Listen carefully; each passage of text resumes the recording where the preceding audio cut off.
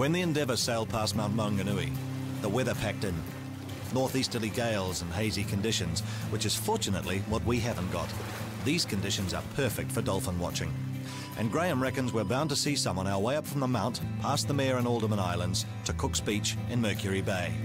Them turn over in front of you, the eyes there, and then they sort of leap out of the water and go, see, what do you think of that? You know, it's a very cool thing to watch. It is, it's a cool thing to watch.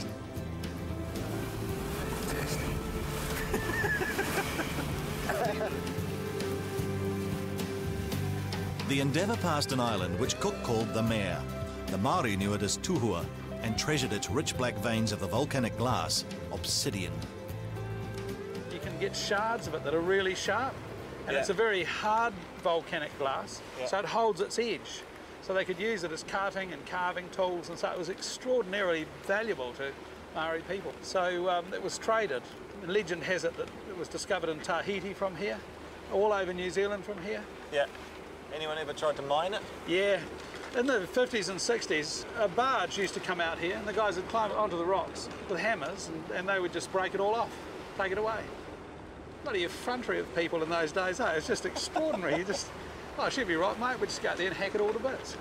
So this is actually a volcano, this island? Yeah. Well, this is one of the most dangerous volcanoes in the Bay of Plenty. It is probably more dangerous than White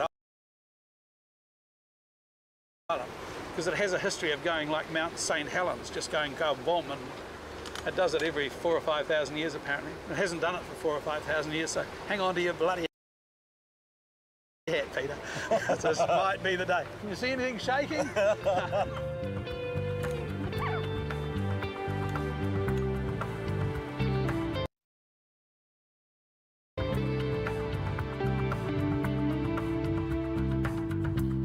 Some of these remarkable islands up ahead were inhabited when Cook sailed through here. Some of these remarkable islands up ahead were inhabited when Cook sailed through here. And it must have been a good day aboard the Endeavour, because Cook and his crew spent some time likening these islands to various city councillors from London. Short, fat, thin, wide, mean. You can see all those bricks and little rocks and stacks and things that are poking up out of the water. Well, there's probably rocks. Yeah, it was probably that number just underneath. It's ready to rip the backside out of a boat too. That would have cheered him up too. Yeah, well, and he had no charts. Yeah. He made all his own charts out here. I mean, Cook was just an absolutely extraordinary person. So when Cook arrived, the population of Aotearoa was somewhere between 100 and 120,000. It was certainly at that level at the beginning of the 1800s. By the end of the 1800s, it was somewhere between 40 and 50,000. So more than half of the Māori population had just disappeared. Correct. That's erasure, isn't it?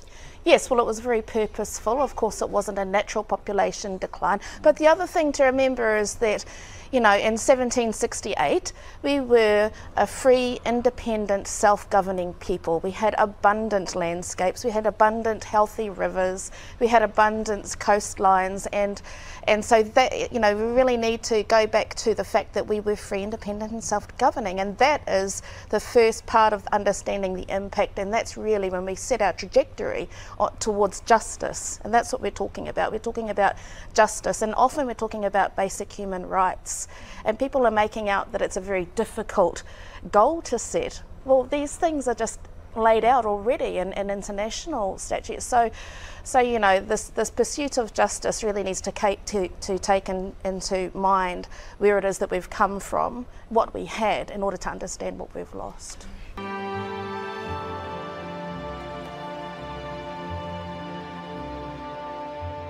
Captain's log, Saturday,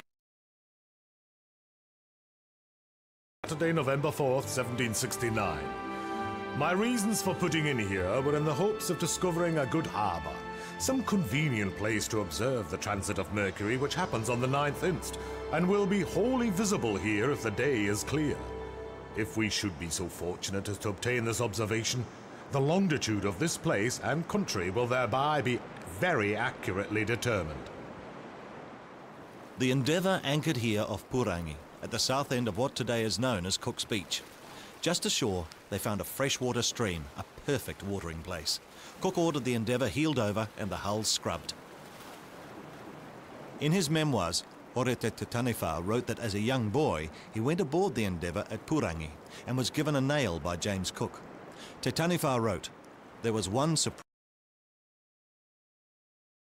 supreme man in that ship.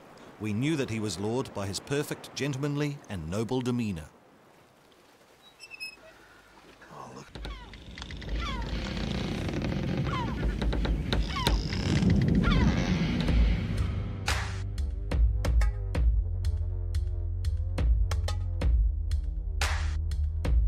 Tupaia te tipua, tupaia te tawhito, tupaia te tohunga no Aotearoa. When I first walked into the Tupaia exhibition, it was intriguing to actually find out more about him. He seemed to be good at a lot of things. It said he was the man of mana. He was an arioi, a high priest and expert navigator. He seemed like a person who liked to observe and learn new skills too. He was also a guide in Tahiti, probably why he hopped on the boat with Captain Cook. Then I found Tupaia's map.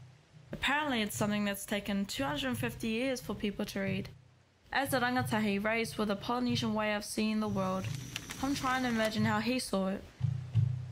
When I see a list of names, I think whakapapa first. When we relate to where we are from, we link everyone to us so people understand who we are. Is that how Tupaia started when he drew his map? From what I know, just as a rangatahi, not everyone sees things the same way.